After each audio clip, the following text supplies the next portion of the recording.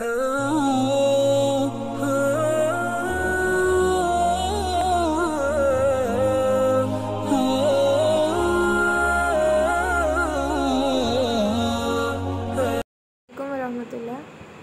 आज की क्लास में हम सीखेंगे मास्क टूल को इस्तेमाल करते हुए लेटर लोगो बनाने का तरीका। ट्यूटोरियल नंबर 24 में हमने मास्क टूल जो है उसको देखा था कि उसमें हम जो है वो किस तरह से काम करते हैं और नोट्स वगैरह ऐड किस तरह से करते हैं, उनको किस तरह से मूव करते हैं। तो आज हम सीखेंगे कि उसी को इस्तेमाल करते हुए हम किसी लेटर को जो है वो लोगो के फॉर्म में किस तरह से लेकर आ सकते हैं। तो सिंपली आपके पास जो भी आप एक्सेल ऐप यूज़ कर रहे हैं उसका बाय डिफ़ॉल्ट टेक्स्ट जो है उसको रिमूव कर दीजिए और यहाँ से हम जो है वो टेक्स्ट के ऑप्शन पर आएंगे और यहाँ से हम इसको एडिट कर लेंगे। एडिट करने के बाद हम यहाँ से जिस भी लेटर का लोगो बनाना चाहते हैं हम वो लिखेंगे।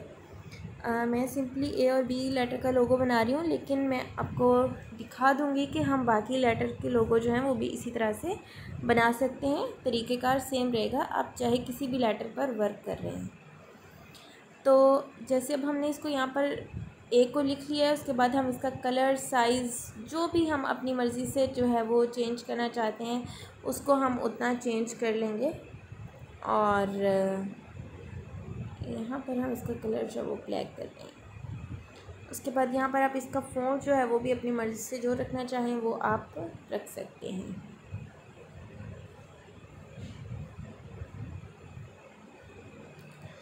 ओके, अब हमने क्या करना है, हमने इसका साइज़ इतना रख लेना है और हम इसको एडजस्ट कर लेंगे middle of the screen relative position की मदद से। तो उसके बाद अब हमने इसको कर लेना है ओके, और इसी की हमने एक कॉपी लेनी है। कॉपी लेने के बाद इस कॉपी को जो हमने है वो एडिट करके यहाँ पर जो भी हम दूसरा लेटर ऐड करना चाह रहे हैं वो हमने ऐड कर लेना है।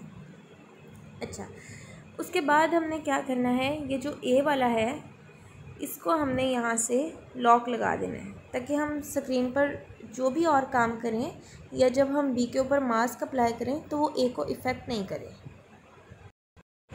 तो हम सिंपली यहाँ से जाएंगे ये लेयर्स के ऑप्शन पर, और लेयर्स के ऑप्शन पर जाने के बाद हम यहाँ से ये जो ए वाला लेटर है इसको हम यहाँ से लॉक कर देंगे।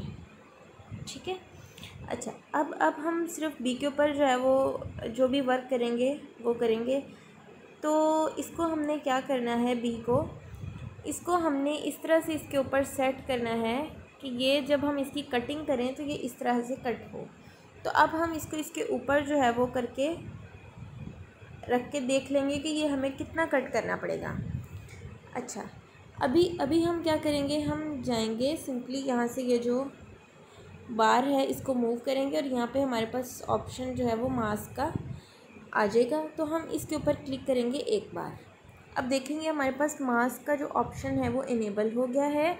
अब हमने यहाँ पर इसके हैंडल्स की मदद से इसको इस डायरेक्शन में सेट करना है। ठीक है।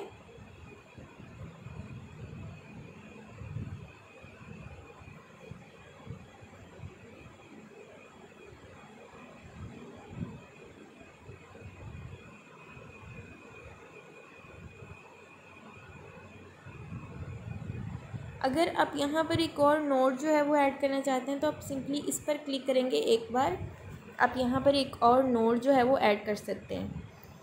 तो मैं इसको एडजस्ट कर लेती हूँ यहाँ पर। तो ये देखें, ये मैंने इस लाइन को यहाँ पर जो है वो एडजस्ट कर लिया।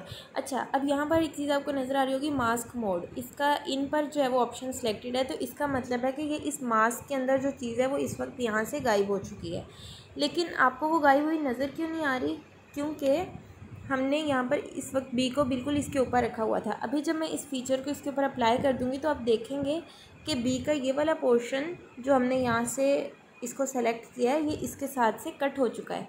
और अगर हम इसका ये आउट वाला ऑप्शन सेलेक्ट कर देंगे तो ये जो बी का आउटर पोर्शन है ये रिमूव हो जाएगा इस तरह से। ठीक है, ओके। अब हम इसको अप्लाई कर देते हैं। तो अभी ये देखें, ये जो हमारा लेटर है बी, ये बिल्कुल एक एग्जैक्ट और फाइनल शेप में जो है ये कट चुका है। तो हम इसको क्या करेंगे, हम बिल्कुल इसको इसके साथ भी रख सकते हैं और थोड़े डिस्टेंस के ऊपर भी इसको रख सकते हैं। یہ ہماری اپنی چوائس ہے۔ اچھا، اب یہاں پر ہمارا یہ جو لیٹر ہے یہ تو فائنل ہو گیا۔ اب ہم کیا کریں گے، ہم یہاں پر اگر بی کی جگہ کوئی اور ورڈ لکھنا چاہیں، جس طرح مثال کے طور پر پی ہے، تو آپ پی کا جو ہے وہ بھی لوگو اس طرح سے بنا سکتے ہیں۔ اسی طرح آپ یہاں پر کچھ اور لکھنا چاہیں، سی، تو اس کی بھی ہم کیا کریں گے، سمپلی اس کا سائز بڑا کر کے اس کو اے کے برابر کر دیں گے۔ تو یہاں پر اگر آپ ڈی لکھنا چاہیں،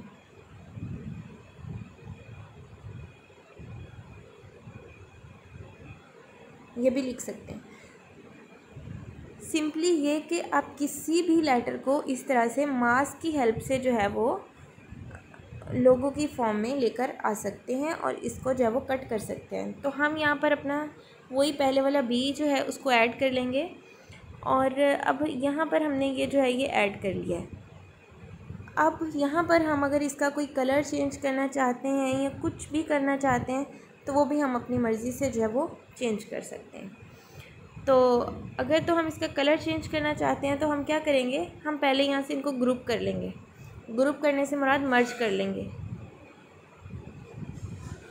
پھر یہ ایک فائل بن جائے گی اور پھر ہم اس کے اوپر کوئی بھی کلر جو ہے وہ اپلائی کر سکتے ہیں۔ تو ہم یہاں سے یہ والا جو ہے اس کے اوپر ایک بار کلک کریں گے اور ان دونوں کو سلیکٹ کرتے ہوئے یہاں سے نمبر 3 والے آپشن سے مرج کر دیں گے۔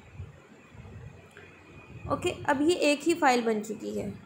اب اس کا کلر ہم جو ہے وہ اپنی مرضی سے کوئی بھی کسٹمائز کر سکتے ہیں۔